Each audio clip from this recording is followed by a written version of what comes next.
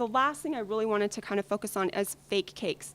Now, all these are fake, but a lot of brides nowadays are having, say, a small wedding, and they don't want a two-tier cake. They still want that, really what a cake is it's two things. It's got to taste amazing, but the cake is also a really important part of your decor for your wedding. People expect to go look at the cake. So some brides are having small weddings or are serving cupcakes, but they still want the look of the big cake. So we can add fake tiers, which are having one or two real tiers, whether it's on the bottom or top, and then adding styrofoam tiers to give it some extra height. And so hopefully they're going to get the cake out for you guys here soon. But one of my biggest things is I hear over and over again that nobody eats wedding cake. When I meet with so many brides, oh, I don't need to order a big cake. Nobody eats wedding cake. It's nasty. And I'm just, of course, to me, I'm thinking, oh, well, you haven't had my cake, but no, I think that's one of those myths. And I know it's true in certain, it depends on where you get your cake. And I'm not going to bash major grocery stores or anything like that, but they're not known for, the best tasting cakes. But it's amazing how many people tell me that no one wants to eat wedding cake. And I know that every wedding that I go to, even way before I got into cakes, I wanted a piece of cake. I love cake, and even if it wasn't good, I'd probably still eat it. But if it was really good, I'm going to stand in line 2 or 3 times for that piece of cake. So, the myth that all wedding cake is horrible and nobody sticks around to eat it, I think I want to be one of those people that changes that. So. That's all I've got for now. While we wait for those slices to come out, does anybody have any questions, comments? Yes?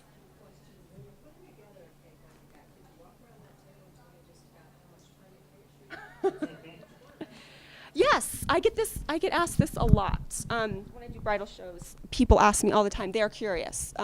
You see on cake shows, Cake Boss, everyone asks me if I watch Cake Boss. I know of Cake Boss. I haven't really watched it a lot, but they show these cakes being, done in a matter of a half an hour, and a huge team, which I don't have. It's me. People ask me this a lot. This one would by far be my most labor-intensive cake. Now, I obviously didn't bake the cake, but if I had baked the cake, had to carve it, had to do all of that, a lot of these things are done ahead of time. So when I tell you how much this takes, it's not the cake sitting there for 35 hours is what is into this cake. It's that's making the decorations and things like that. But if this was an actual cake that I had to start from start to finish, would take about 35 hours. This definitely takes longer. The average cake, is going to take anywhere from 10 to 20 hours, and that's the baking and icing and all the prep work on there. So they're a lot of work, but they're worth it because it's a beautiful product at the end. So, any other questions? No. Okay. So I think they're bringing out the slice. So again, the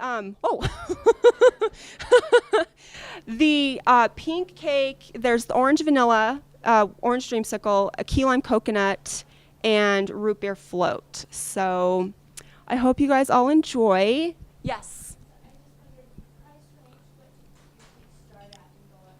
It depends on if it's fondant or buttercream, but the general, like the smallest, 3 tiers is a very common. So that's kind of usually where I tell people a 3-tier cake to serve 100, which is a normal size, is going to start at about $350 for buttercream and about $375 to $400 for fondant. And again, it's very dependent on how much work is involved. If it's carving and bows and things like that, then obviously the price goes up a little bit more.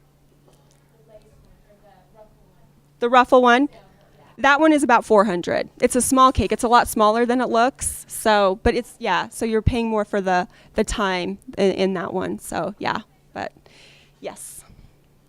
Any other questions? Okay, well, I will just let you guys enjoy. And yes, Melissa.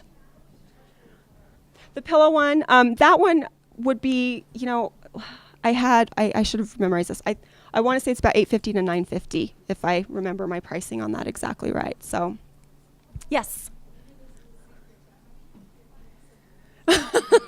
It is a secret, but lots of very, some of my secrets are things like sour cream and buttermilk are really great for making your cakes very moist. So, this is thank you.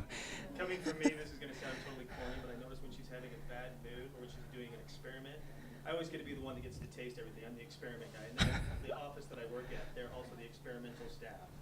So a lot of times when she's having a bad mood or she's not sure about something, you can actually notice the difference. So I tell her when she's like, I don't know what I did wrong on this one. I says, you didn't make it with enough love. Because believe it or not, honestly, Pete, I think that a lot of that is why birthdays are. Oh, thank you. I do love what I do. So I love, and like I said, I want my cakes. Of course, I work hard to make them pretty. But if someone said behind my back, oh, her cakes are pretty, but they do not taste good, I would be just mortified. I'm proud of the way my cakes taste. So I hope you guys all do too, and I hope that you can now say, see, wedding cakes do taste good. Yes. Asking me about your fondant. Uh-huh. If it's typical to eat it, I actually say that I like it, but I've had bad fondant. Yes. Your fondant's good. Thank you. Yes. Fondant is, it's got a really bad rap. And for the most part, if you buy pre-made fondant, they have to put a lot of preservatives in there. And so you're getting kind of that chemical taste. So yeah, I do make mine myself. And it's just basically made with marshmallows and powdered sugar. So if you like marshmallows, you're going to like fondant.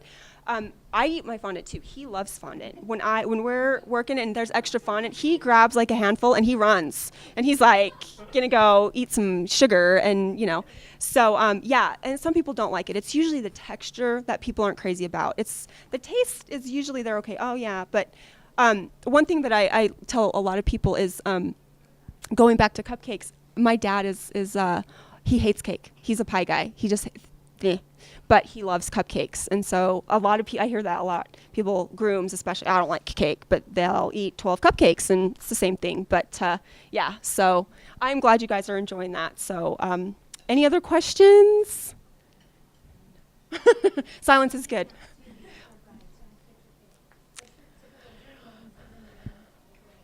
Yeah, June through August. Yes. It's just me. I am bringing on. Yeah, I don't have. I'm bringing a couple of my sisters on to help me. So, but because we have a home bakery, I have limited space. I can only take so much anyway. So, yeah. Right about 5 to 6 wedding cakes per week. So and we just it's a lot of work. So with even 3 of us, I think it's going to still be a lot of work. But June and August are obviously the first months to fill up. So June for me right now there's very limited dates that I have available. So I always try to fit in. I get talked into doing them when I am going to be, putting myself at no sleep for a week. But I'm trying to be better at that this year. But yeah, June and August are definitely on the normal typical months, fall and spring. I can usually fit them in a month before. But yeah, there's certain from wedding season, June through September. It's usually 3 to 4 months is a good time to book. So yeah.